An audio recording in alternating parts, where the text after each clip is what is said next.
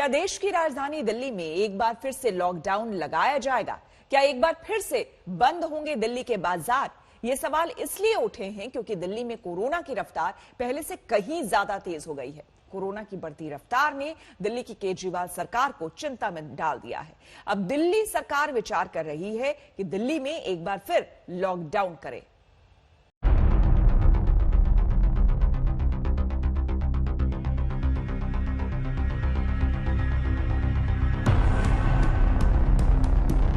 कोई भी राज्य सरकार अगर कहीं कोई लॉकडाउन लगाना चाहती है, एक जनरल प्रस्ताव केंद्र सरकार की अप्रूवल के लिए भेजा जा रहा है।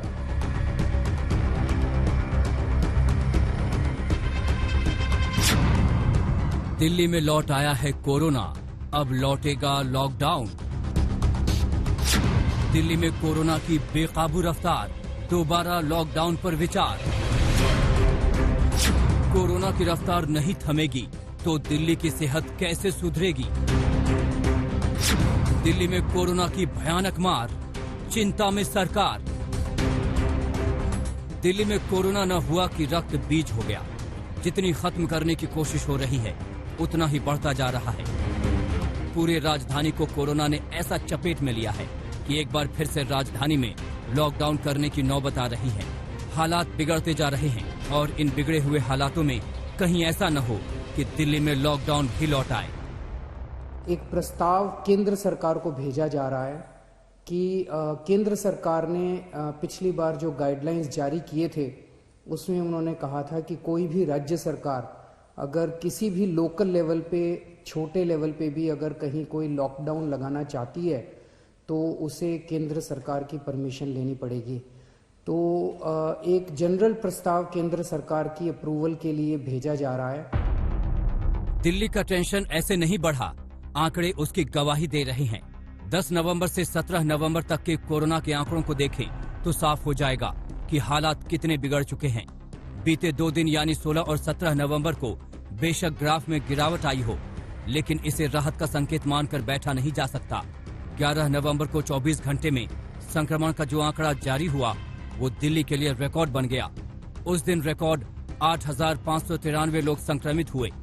12 नवंबर को दिल्ली में सबसे ज्यादा 104 संक्रमितों की मौत हो गई। इतनी बड़ी संख्या में दिल्ली में कोरोना से मौत नहीं देखी गई थी। रिकॉर्ड टूटा तो दिल्ली सरकार और केंद्र सरकार दोनों हरकत में आई। गृह मंत्री अमित शाह ने बैठक बुला ली। उसके बाद दिल्ली के मुख्यमंत्री अरविंद केजरीवाल और केंद्रीय स्वास्थ्य मंत्री डॉक्टर हर्षवर्धन ने आपस में विचार किया और कोरोना के खिलाफ लड़ाई और तेज कर दी गई। तय हुआ कि दिल्ली में 75 डॉक्टर और 250 पैरामेडिकल स्टाफ दिल्ली लाए जाएंगे। साथ ही स्वास्थ्य सेवाएं बेहतर की जाएंगी।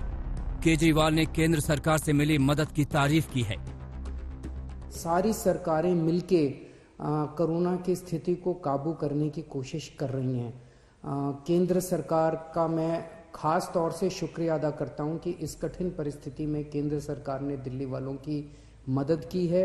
और सबसे बड़ी मदद है कि जो उन्होंने 750 आईसीयू बेड्स और जल्द से जल्द बढ़ाने का उन्होंने आश्वासन दिया है। इससे सबसे ज्यादा हमें लाभ होगा। इतना ही नहीं, अरविंद केजरीवाल ने केंद्र से सिफारिश की है कि जरूरत पड़ने पर दिल्ली के कई भीड़-भाड़ वाले बाजार बंद कर देने चाहिए।